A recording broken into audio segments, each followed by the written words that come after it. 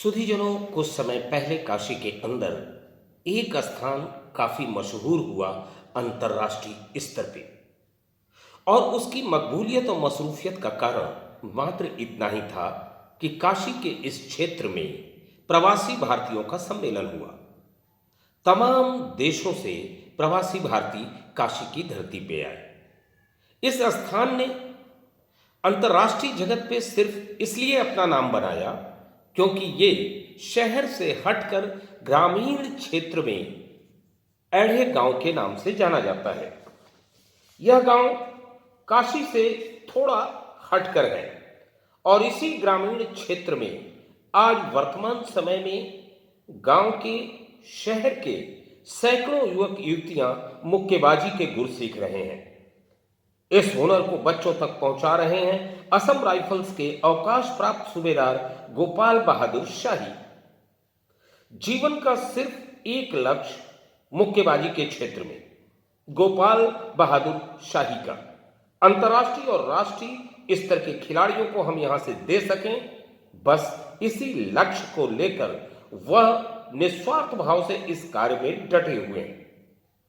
संसाधनों का अभाव है, फिर भी इरादे बुलंद हैं और हमारा मकसद यह निस्वार्थ समर्पण आप तक, सरकार तक पहुंचाना है। आप भी देखें और जानें काशी के इस ग्रामीण क्षेत्र में किस प्रकार निस्वार्थ समर्पण की एक ऐसी कहानी की इबारत लिखी जा रही है जिससे आने वाले वक्त में कई राष्ट्रीय और अंतर्राष्ट्रीय मुक्केबाजी के खिलाड़ी आपको देखने को मिल जाएंगे। शाही जी, आप सेना में कितने समय तक थे और क्या ये स्पोर्ट्स का इवेंट्स वहाँ भी आपके पास था? जी हाँ, मैं वहाँ पे मैं बॉक्सिंग करता था और मैं नेशनल गोल्ड मेडलिस्ट भी रहा हूँ और इंडिया कैंप में भी रहा मैं 2 टाइम। और मैं सेना में 32 साल सर्विस करके 2016 को रिटायर हुआ। वहाँ से वाराणसी आने के बाद इस बात की प्रेरणा आपको कैसे मिली कि मुझे बॉक्सिंग का ये एढ़े गांव में शुरू करना है? देखिए, मैं Assam rifle maximum north east में रहती थी और मेरी जो है सर्विस तकरीबन मणिपुर में रही है। तो मणिपुर में बहुत सारे लड़के जो है मेरे स्टूडेंट जो इंटरनेशनल प्लेयर हुए हैं। तो मेरे एक दिमाग में आया कि जो है वहाँ के लड़के अगर इंटरनेशनल और ओलंपियन बन सकते हैं तो बनारस की धरती से क्यों नहीं अंतर्राष्ट्रीय और ओलंपिक प्लेयर तैयार हो सकते हैं। इसीलिए मेरी एक ड्रीम था कि मैं यहाँ पे रिटायर के बाद इस काशी की धरती से ज़्यादा से ज़्यादा बच्चों को अंतर्राष्ट्रीय स्तर पर लाने के लिए सोच है मेरी। अभी कितने साल से आपने प्रारंभ किया और आपकी सफलता अभी तक क्या मिली है? मैं 2017 को एकेडमी स्थापित किया था जिसमें मेरा जो है एक लड़का जो ब्रॉन्ज मेडल रहा नेशनल लेवल में, और लड़कियां जो है मेरी नेशनल लेवल की 2 लड़कियां हैं जिसने एक सिल्वर एक ब्रॉन्ज लिया था। और स्टेट में मेरे बहुत सारे लड़के और लड़कियां गोल्ड मेडलिस्ट हैं, वो मैं गिनाऊँ तो शायद असंभव है। आगे की यात्रा के बारे में आप क्या सोच रहे हैं कि आपको क्या सुविधाएं अभी मिली हुई हैं और आगे क्या सुविधाएं आप यहाँ चाहते हैं, और क्या भारत सरकार से भी आप कुछ कहना चाहेंगे इस संदर्भ में? देखिए, भारत सरकार को कहने से पहले मैं अपनी प्रतिभा को दिखाऊं। शहर से भी आते हैं, अभी एक लड़का जो है मणिपुर से भी आ रखा हुआ है। अरे वाह!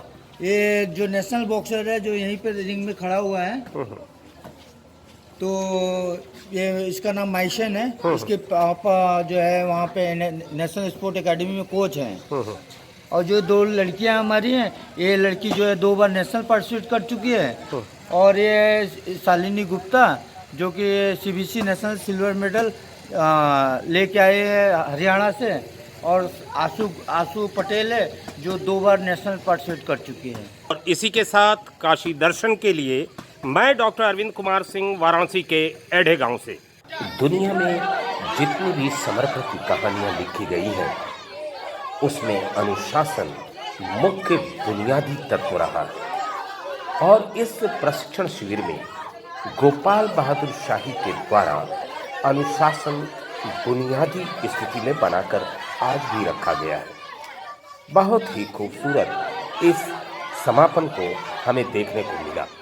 गोपाल बहादुर शाही ने बतलाया कि इन बच्चों के अंदर खेल की तमाम भावनाएं तो हम पैदा कर ही रहे हैं, लेकिन हमारा सबसे महत्वपूर्ण तत्व यह पैदा करना है इन बच्चों के अंदर कि अनुशासन के अभाव में दुनिया की कोई भी सफलता आप तक नहीं पहुंच सकती। संदेश साधन मेरे साथ भारत माता की 3 बजे करेगा।